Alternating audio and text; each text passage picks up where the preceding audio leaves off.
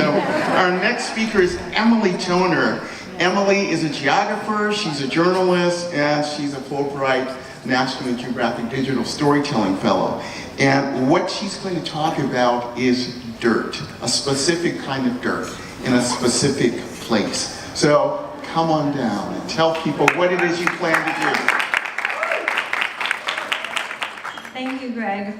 Okay, so before we get to dirt, I want to invite you to imagine a landscape that you find inspiring. So this would be a place where you want to step out, take a deep breath, breathe in the fresh air, and look around and notice every beautiful detail. So where are you imagining? Maybe it's a mountain trail with wildflowers. If you're Katie, maybe it's a cemetery with gravestones. For me, it's a place like this. A place where I can reach down and touch the soil and really get to know what's going on, not just around me, but underneath my feet. That's because I am a soil geographer. I happen to believe that soil is one of the most important elements in our lives, and that soil shapes our communities, and we in turn are impacting the soil.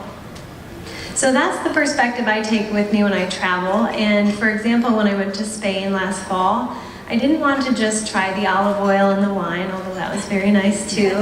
And I didn't settle for just seeing the olive groves and the vineyards as I went by on the train. I actually went out and dug my hands in, and I got to know that medium underneath all of those roots that really is giving life to the region.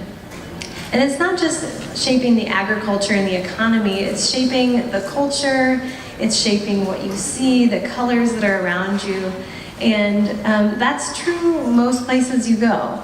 So I'm going to Ireland to look at a dark, mucky soil in peat bogs. And bogs in Ireland have a very iconic place. 20% of the country is covered in peat bog. And it has an interesting spot in their culture beyond the landscape. So who here has ever been to Ireland? Just a show of hands. I have a couple of tips for you on your next trip, and for those who haven't gone, you'll have to try this out when you're there for the first time. So when you have the need to use a toilet and you feel like you want to alert someone, you should say, I'm headed to the bog. It's kind of a nice euphemistic way to say I'm going to the toilet. And while you're there, if there's no toilet paper, you could alert someone that there's no bog roll. On the flip side, if you hear someone say to you, you are a bogger, this is not a compliment. Okay? It actually is more like redneck. So there's some deep cultural ties to bogs in Ireland, and what you see in the foreground of this image is actually peat that is stacked to dry and burn in fireplaces, which is something that's happened for a long time. The Irish also burn peat on a larger scale. They actually have power plants fueled by peat that generate electricity. And this is really central to why I'm going right now. The reason it makes a good fuel is because it's really dense with carbon. Carbon from plant material that doesn't really break down in the wet conditions of a bog and sits there over time.